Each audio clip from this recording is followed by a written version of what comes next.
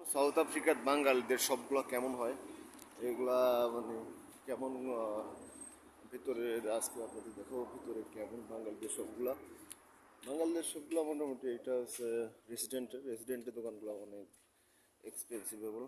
এই তো আমাদের কাইলা কাইলা এখানে বসে আছে কাইলায় এই যে অ্যাভেলেবল চিপস এখানে প্রচুর পরিমাণে আপনার এই কাইলারা চিপস খেয়ে থাকে।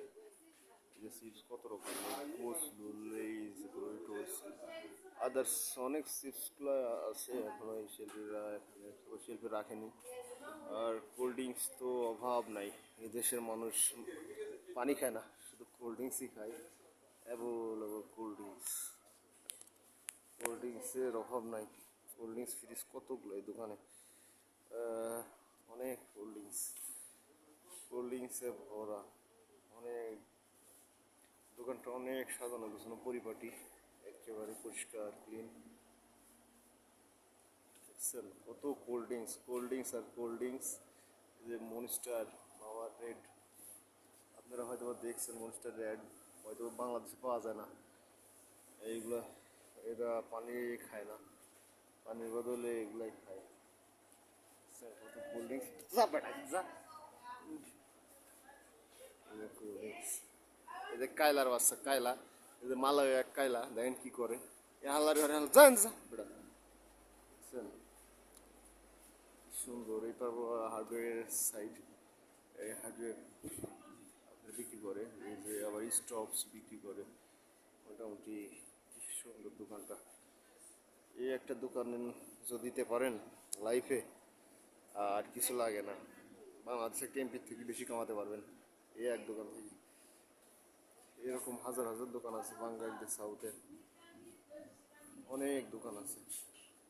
কত বড় একটা দোকান, দোকানটা আপনার মোটামুটি এদেশে প্রায় 25 লাখ টাকা তো হবে এই দোকানের মূল্য।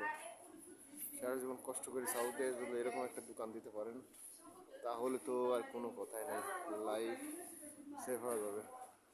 খোলা বানাইছে এই কাউন্টার, পুরো কাউন্টারে ভাই বসে আছে, হুক্কা পাইপ টাইপও বেচছে এই দেশে। হ্যাঁ এই পাশে টেকওয়ে সাইড, এই পাশে এদিক মনে হয় টেকওয়ে বেচে, রাশিয়ান বেচে, কি বেচে আপনাদের দেখাই। এই যে রাশিয়ান বেচে, এই যে স্যান্ডউইচ বেচে, এই যে কোটা, এগুলা কাইলাদের খাবার আর কি, কাইলাদের খাবার বিক্রি করে এখানে। এই যে কালি কাজ করে ভিতরে, সিসি বলে এদেশে, আবার মুন্ডে আবার সিসি বলে। মোটামুটি দোকানটা খুব সুন্দর পরিপাটি, একেবারে গুছানো। এই যে কত কোল্ড ড্রিঙ্কস এদিকে আবার স্টকে রাখছে। এই যে বেড বিক্রি করে, সকালে কেলারা আবার বেড খায়, এদেশে ভাত খায় না আমাদের মতো সকালে, ওইটাই তো বাঙালিরা প্রথমে ভাত নিয়ে বসে। এদেশে এরা ভাত খায় না, এরা এই যে বেড খায়।